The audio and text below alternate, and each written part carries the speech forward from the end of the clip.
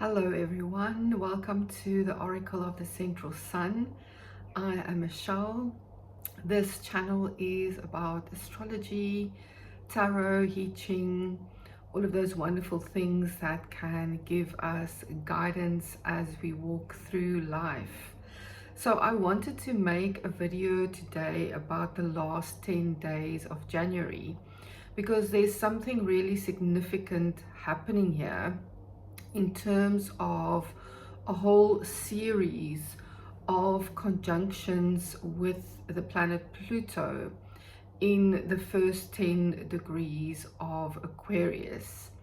So Aquarius is significant as a sign for all of us at the moment because we are sitting with Pluto in the sign of Aquarius until 2044. So Pluto first moved into Aquarius for a short while in 2023, then went back into Capricorn and is now in the sign of Aquarius until 2024. So there's a lot of transformation happening here for us wherever Aquarius falls in your chart.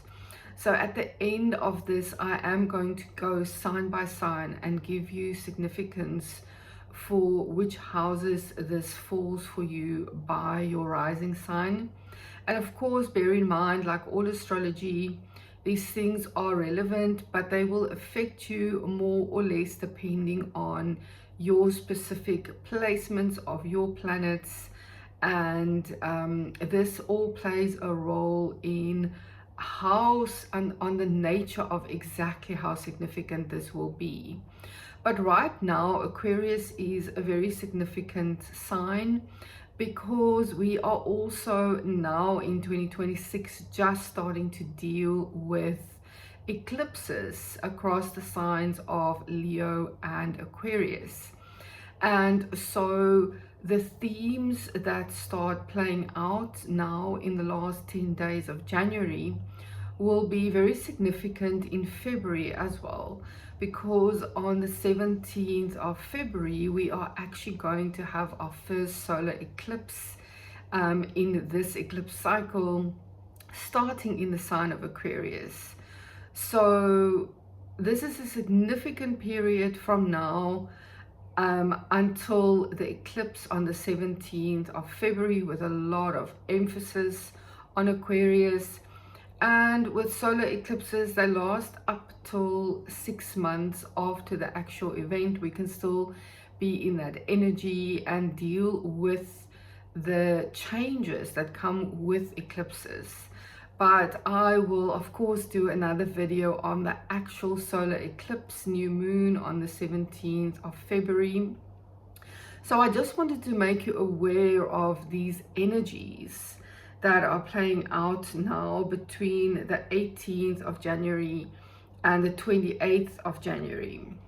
So I'm going to give you a brief timeline, and then I want to say a bit about Pluto. I'm going to give guidance in terms of tarot and also the I Ching, and then go sign by sign as to which house this is relevant for you according to a rising sign. So what's going to happen is that on the 18th of January, Venus enters Aquarius. Then on the 20th of January, the Sun enters Aquarius. Also on the 20th, Venus is now going to be conjunct Pluto, and the Moon is also in Aquarius at this time, bringing even more emphasis emotionally for us in this Aquarius house. And then on the 20th, Mercury also enters Aquarius. Then on the 21st, Mercury is going to be conjunct the Sun. On the 22nd, Mercury is going to be conjunct Pluto. On the 23rd, the Sun is going to be conjunct Pluto. And then Mars also enters Aquarius. So you can see how significant this is. And then on the 28th of January, Mars is going to be conjunct Pluto. So we're dealing with a series, one by one by one by one, where we are going through this transformation with Pluto. And we are dealing with so many things here, because we are dealing with Venus, we are dealing with the Sun, we are dealing with the Moon, Mercury, Mars. So many areas of life. In fact, all areas of life are going to be influenced. Our relationships, how we communicate, how we think, how we take action, how we deal with conflict, how we see ourselves. All of these things can shift and change. And of course, it's going to be more emphasized for you in the actual house where this falls for you.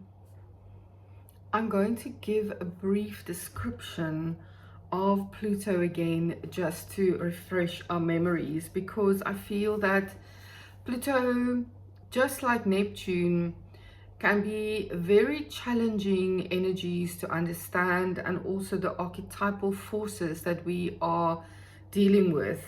So I'm going to read from Cosmos and Psyche by Richard Tarnas.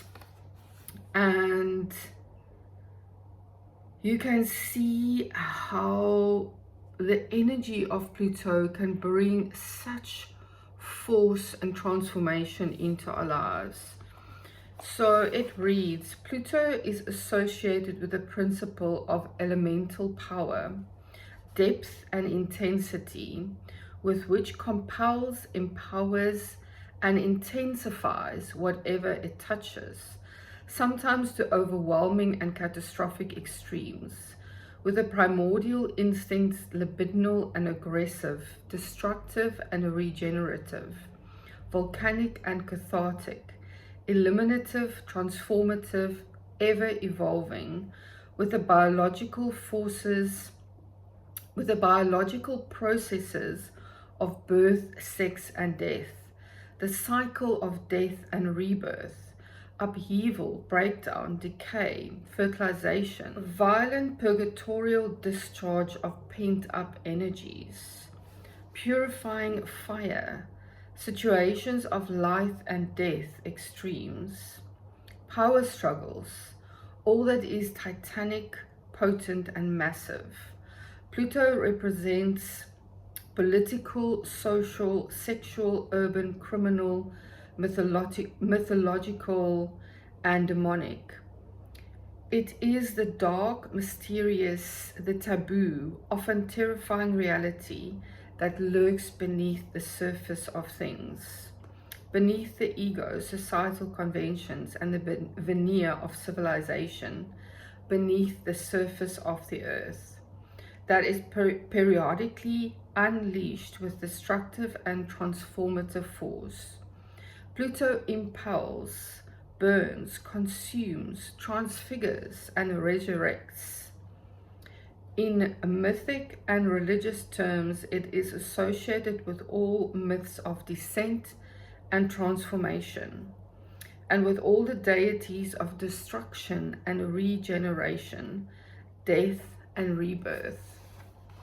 So you can see why there is sometimes fear around Pluto, because Pluto represents those energies that we experience in life, where we travel into the underworld, we travel into our own psyches and shadows, and things come to light so that we can be reborn in a completely new way.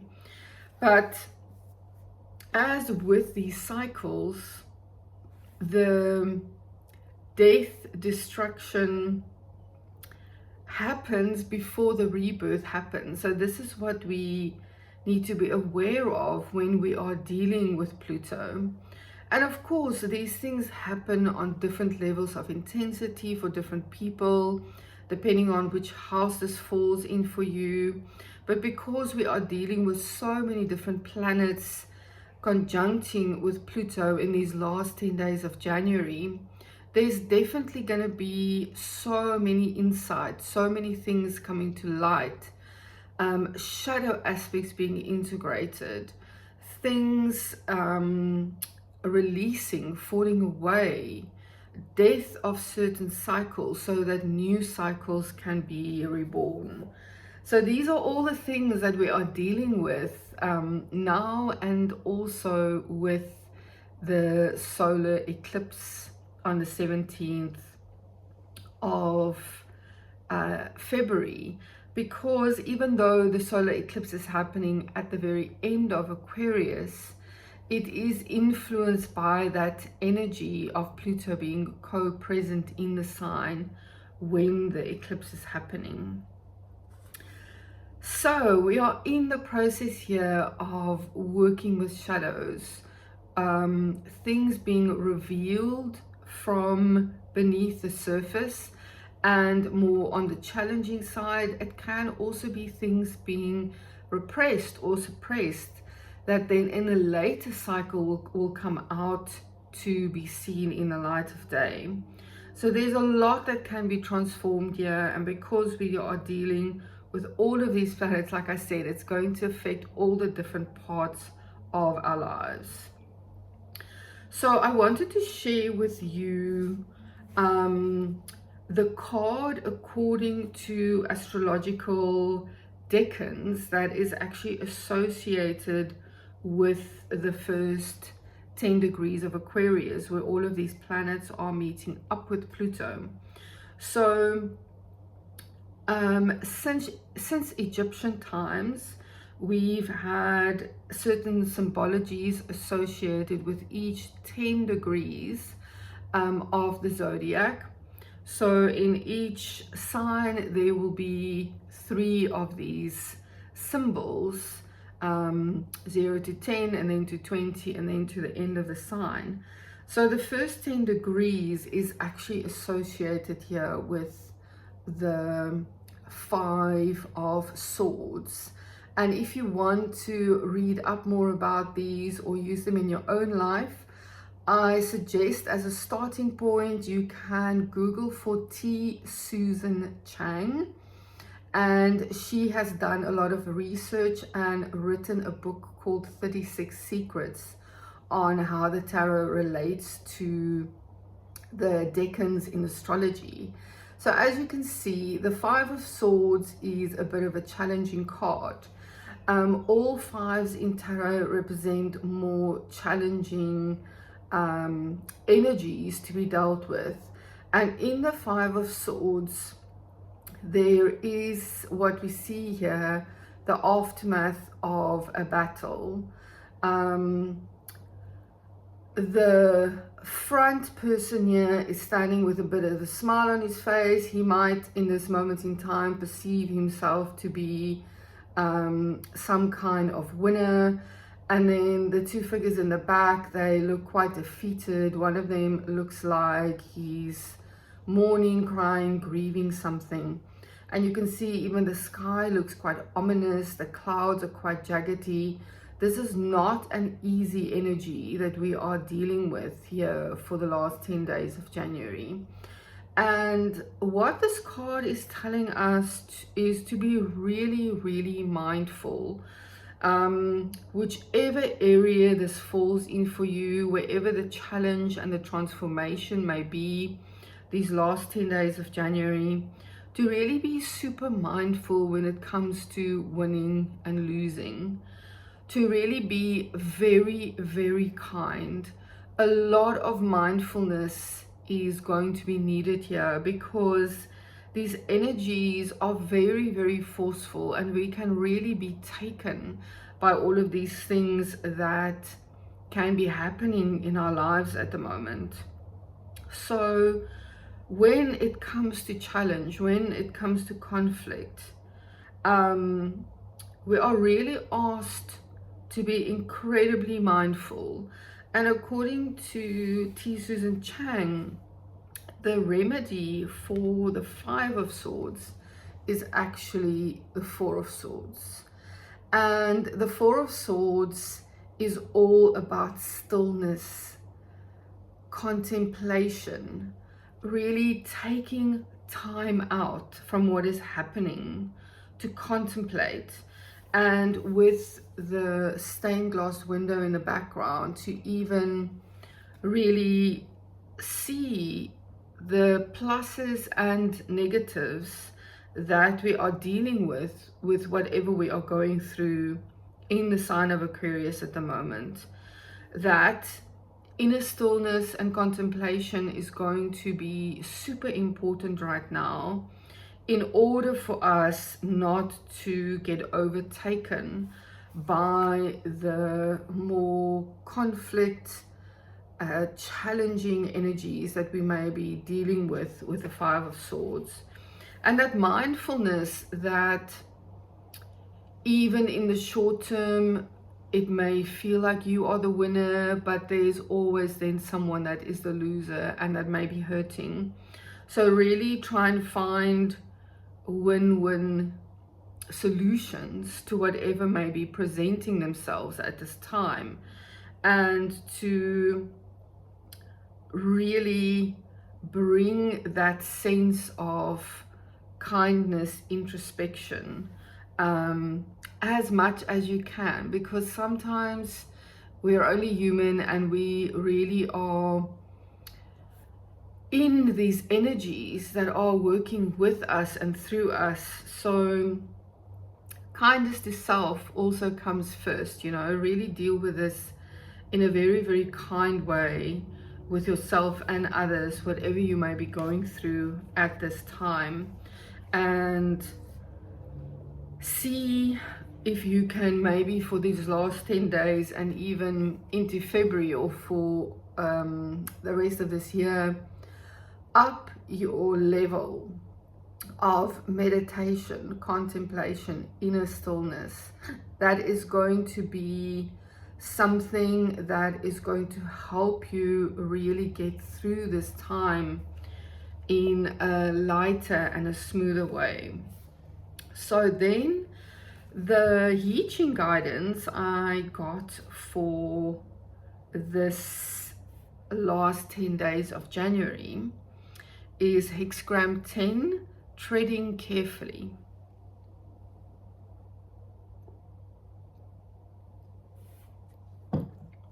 I'm reading from the Little Book of Changes again by Peter Crisp.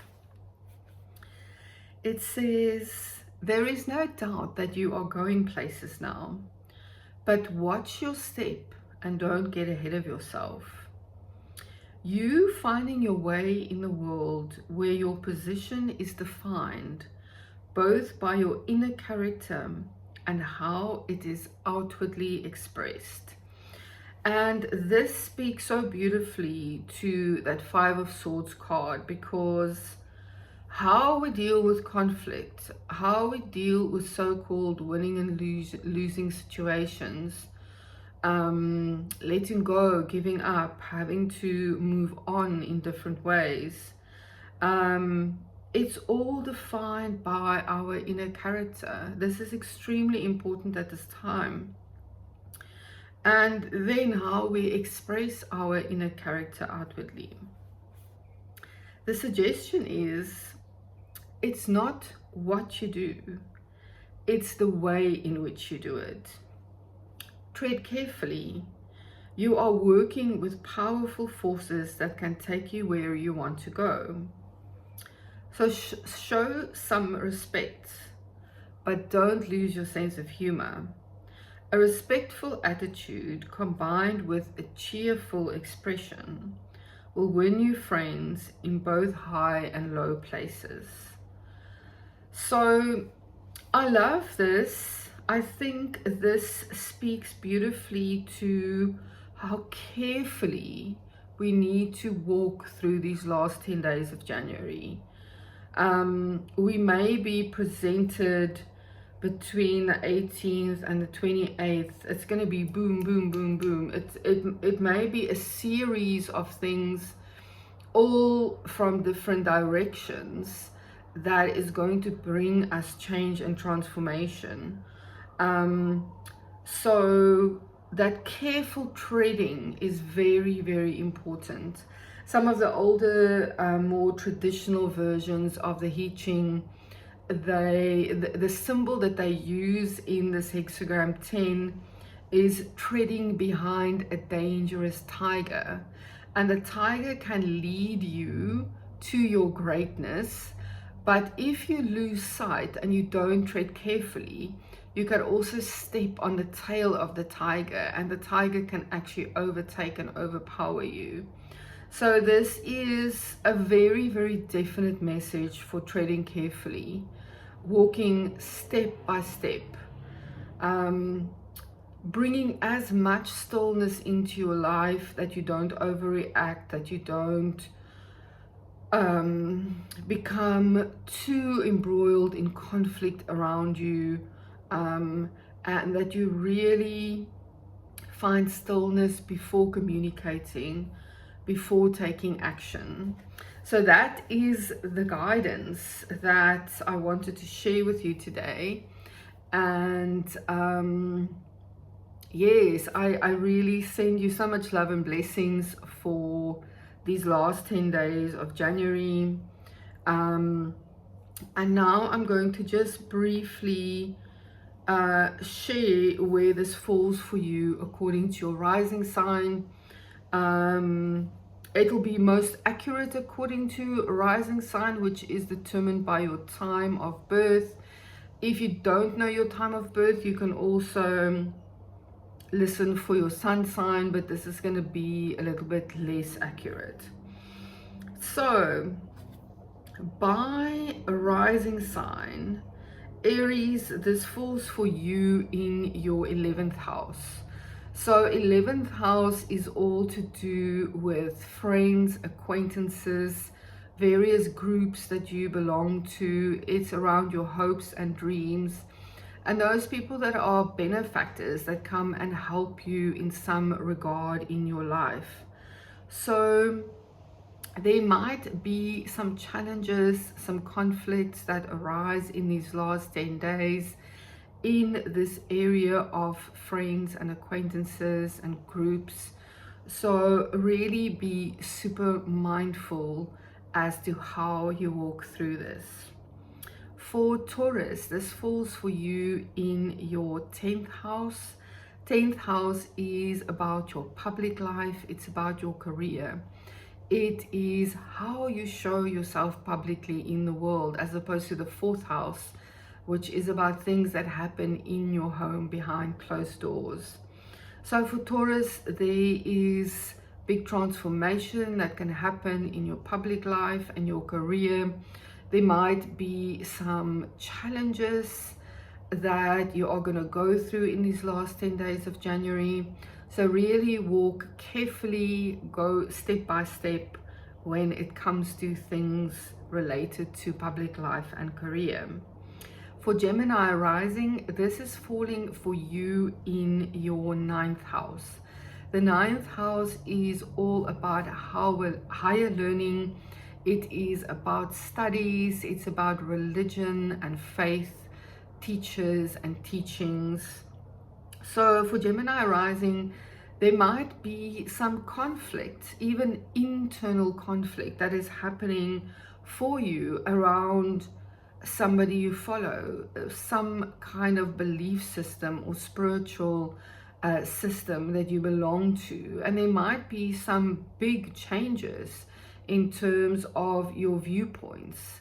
So really walk carefully, find your inner stillness, and really find the most peaceful way to work with these energies for the last 10 days of January. And then for Cancer rising, this falls for you in your 8th house. So the 8th house is all about shared resources. It is about give and take. It is about money that you share with your spouse, with your family. It's inheritances and taxes. So for Cancer rising, there might be something coming up for you here in the last 10 days of January that could be challenging, that could feel like a big conflict on the inside and outside, in terms of give and take, in terms of shared resources.